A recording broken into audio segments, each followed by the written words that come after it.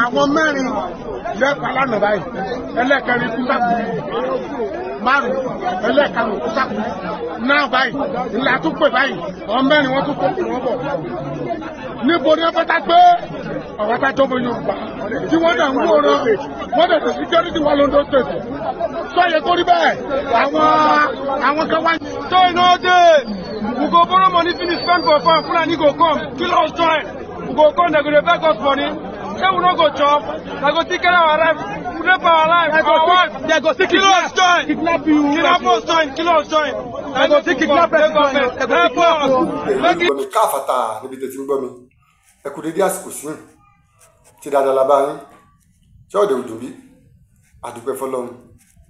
àwa láàmà wá ẹ̀yin náà láti máa wá bá pẹ̀lú ògùn ọlọ́run DG Naija TV bẹ́ẹ̀ láti ń kàn sí yín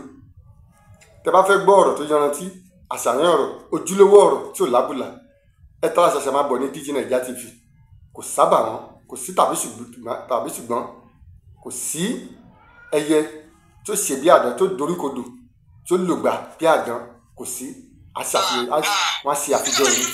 wọ́n ń tọ̀ wá lẹ́yìn ni wọ́n lè bá wa ẹ subscribe wa lórí YouTube a wà níbẹ̀ níbí ẹ like wa ẹ follow wa kí ẹ sì share àwọn ọ̀rọ̀ wa kó kárí ilé tó kù ẹni tó ń bá yín sọ̀rọ̀ ní Comrade Mọ́dò yìí ikú baba Bílíkì ẹrù jẹjẹ baba Oníyàbọ̀dé èmi ní mọ̀ wá fẹ́ ẹ̀yin náà láti máa bá wa kálọ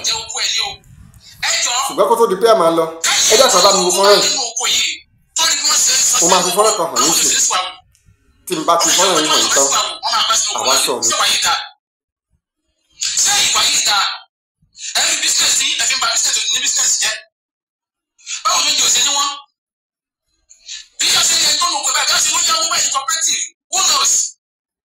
àtẹ̀sẹ̀ gbèsè báyìí ṣé ìwà yìí da náà níbi tọ́rọ̀ yìí lọ kò sí kájà ò sì ní ṣe ìwọ́de tako wà tí àwọn taratara yìí ń wù àwọn tó dáwájú mi ni wípé wọn kì í sábà ṣe wàyí ní state tiwọn south nígbà tí wọn wà yẹn bí wọn wù ní ẹgbẹ́ wọn wù ní Yorùbá ó mì pé wọn mọ nǹkan tí wọn ń ṣe ó túmọ̀ sí wọn mọ nǹkan tí wọn ń ṣe mo jẹ wọn fẹ́ fi àsìkò yìí rọ ìjọba especially our governance here in South West please try to do something on this matter kó ti kó máa bọ́ sórí àyàmọ́ nǹkan táyì pípín yìí ṣe yóò dáa. sórí ètò lẹ́ẹ̀kan sí gbogbo ala tí wo fọ́nrán yìí tá a rí ibi tí Fúlàní tó ti fi wá fi màálù jẹ oko tí Fúlàní tún wá mú wọ́n tún wá rú gbàgùdá yẹn wọ́n tún wá gé wọ́n fàdá ṣá fún màálù wọ́n sì ń jẹ ṣé wọ́n lẹ́bi ni tó bá jẹ́ wípé wọ́n bá olóko yẹn lóko ara ta tó bóyá ó lọ gba owó kọ́mọlélá pé owó kọ́mọlélá ń tà ló lọ gbà tó fi dáko bóyá owó àjọ ló dá tó lọ gbà àjọ bóyá àjọ gan ò tí ì kàn tó fi gbowó àjọ bóyá ó sì lọ yá owó èlé ni owó kọ́mọlélá ń tà owó àbí owó alájẹmọ́sùn òun ló lọ yá tó fi dá oko yìí kalẹ̀ wọ́n wá kó màálù débẹ̀ màálù jẹ gbogbo ẹ̀ wọ́n tún wú láti ilẹ̀ àwọn mọ́là yẹn wà ọkàn wọn balẹ̀ láti ṣe yẹn ló jẹ́ kí n rìfáà sí ọ̀rọ̀ sọ́dọ̀ pé àwọn ń sanwó tí wọn bá máa sanwó lóòótọ́ ọkàn wọn ò ní balẹ̀ débẹ̀ yẹn ara wọn ò ní balẹ̀ ẹ wo ìṣẹ̀lẹ̀ méjì ọ̀tọ̀ọ̀tọ̀ tó ṣẹlẹ̀ léraléra nílùú Ondo gómìnà wà nílùú Ondo káṣù chairman wà kọmíṣánná wà assembly wà senator wà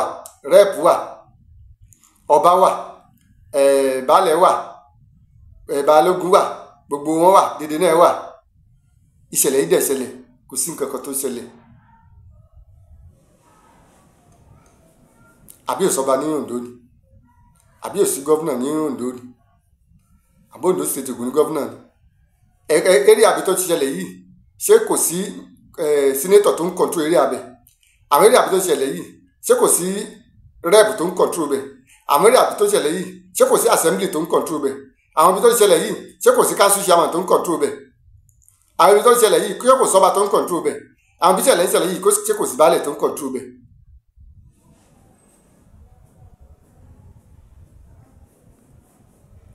ó dàbí àwa bọ́ sí ibi oko ẹrú ẹlẹ́ẹ̀kejì ní oko ẹrú báwọn ṣe ń blame àwọn òyìnbó tó ra ẹrú mi ò blame tó wọ́n wá rajà ni àwọn èèyàn wa ń bì ní wọ́n kó àwọn èèyàn wọn tí wọ́n tà fáwọn òyìnbó ní tí ẹ̀ bá dẹ̀ ra ẹni tìlẹ̀ lè ṣe sí náà ló ṣe lè fáwọn Fúlàní nǹkan bá ra ẹni tó wà náà lè fi ṣe nígbà tẹ́ bá mú àwọn èèyàn yín àwọn ọba balógun àwọn àgbààgbà ìlú àwọn alágbára ìlú ilẹ̀ Yorùbá nígbà náà àwọn ló ń kó àwọn èèyàn wọn tí wọ́n lọ tà fáwọn òyìnbó náà nísìnyí àwọn náà ni wọ́n ń ta property àwọn èèyàn wọn fún àwọn Fúlàní nígbà tẹ́ bá ti gba owó lọ́wọ́ Fúlàní pé kó mọ gbèlú tó dẹ̀ lọ kó ẹran jẹko tẹ́ gbowó lọ́wọ́ ẹ ti ta property àwọn èèyàn fún ẹ ti tẹ̀mí àwọn èèyàn yín fún wọn.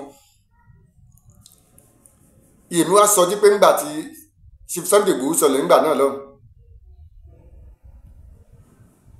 àlọ́ la rí àràbọ̀ àṣé àwọn aráàlú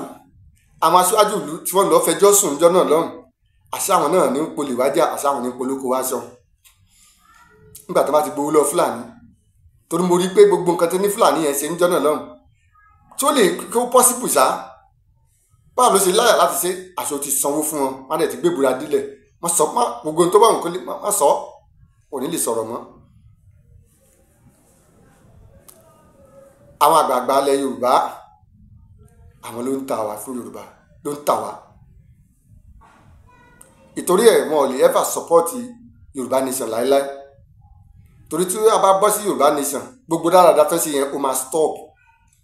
gbogbo jẹgújẹrá yẹn ó máa stop gbogbo yàmàyàmá tó ṣe yẹn ó máa stop gbogbo ayé fàmílétè tó tọ́ sí yẹn ó máa stop ojú akára wa ṣùgbọ́n ní síbẹ̀ bá ṣe nǹkan wọn sáré lọ sábùjá wọn gbé tẹlifóònù sí àwọn ọ̀gá wọn tó wà lọ́rùn àwọn èèyàn kó ẹ̀ṣọ́ wá bẹ̀ sí ní sí àwọn èèyàn léṣe ń bí inú wọn á dùn páwọn sí àwọn jẹ́ àjẹgbé ẹ kò sájẹgbé àṣepamọ́ ló wà èṣèdè àwọn ọmọ yẹn abà ìrandíran ọmọ yẹn abà pàápàá. lẹ́ẹ̀kan sí DG Naija TV láti ń sọ̀rọ̀ olóòótọ́ la bá rẹ́ èèyàn gidi la bá dòwò pọ̀ lẹ́ẹ̀kan sí ẹ jẹ́ ká fọwọ́sowọ́ ẹ̀yin ọ̀dọ́ ìlú àtẹ̀yin àgbààgbà tí ẹ kì í ṣe alábọ̀dé tẹ́ kì í ṣe alájẹfẹnunu lẹ̀ bí adìẹ tẹ́ kì í ṣe alájẹfẹnunu lẹ̀ bí igún tẹ́ kì í ṣe alájẹ fọwọ́nu igi bí ọ̀bọ ẹ jẹ́ ká dìde ọ̀rọ̀ àwọn Fúlàní yìí tó gẹ́ gbogbo àwọn tó ń gbowó lọ́wọ́ àwọn Fúlàní tó ń tà wá fún wọn ẹ jẹ́ ká di ká iṣẹ́ lórí ẹ̀ mo tún fẹ́ kan lẹ́ẹ̀kan sí tó pé Chief Sunday Igboho ká má jẹ́ kó rẹ̀ yín o má jẹ́ kó rẹ̀ yín gbogbo ohun tẹ́ ẹ̀ ń sọ ńgbà náà ọ̀rọ̀ náà ti ń jáde síta àṣírí ọ̀rọ̀ náà ti ń tú ẹ má jẹ́ kó rẹ̀ yín torí ìbẹ̀rẹ̀ kìí ṣoníṣẹ́ ẹni bá parí ẹ̀ òun lá gbàlà ẹ má jẹ́ ó rẹ̀ yín oníkálukú ti dìde lákọ̀tún oníkálukú ti ríran àti ti mọ bí ọ̀rọ̀ wà báyìí àwọn àgbààgbà ilẹ̀ Yorùbá àwọn ni wọ́n ń gba owó lọ́wọ́ Fúlàní tí wọ́n sì ń ju oko tí Fúlàní ó lọ fún Fúlàní tí wọ́n bá gba owó lọ́wọ́ Fúlàní tán wọ́n mọ̀ pé oko eléyìí ọ̀lẹ ló wà níbẹ̀ ẹni tó lè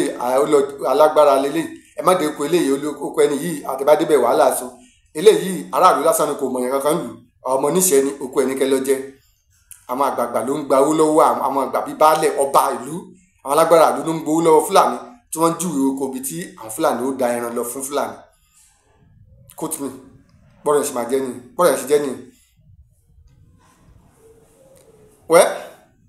á tún máa tẹ̀síwájú lórí ọ̀rọ̀ yìí á tún máa tẹ̀síwájú ẹ má gbàgbé lẹ́ẹ̀kan sí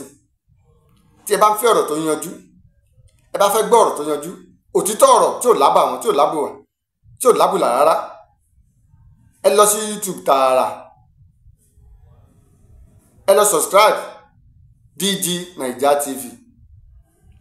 ìbẹ̀lẹ̀ ti lè rí nǹkan gidi gbọ́ tí ò sábùlà rárá tọ́ màá fi ilé ìṣe lọ lẹ́ni lásìkò sí ṣùgbọ́n ẹ̀tẹ́ ti lè kù ọ̀rọ̀ kù lẹ́yìn tó kù ó kù nìbọn rú àbọ̀mí rèé ẹ kú kalẹ̀.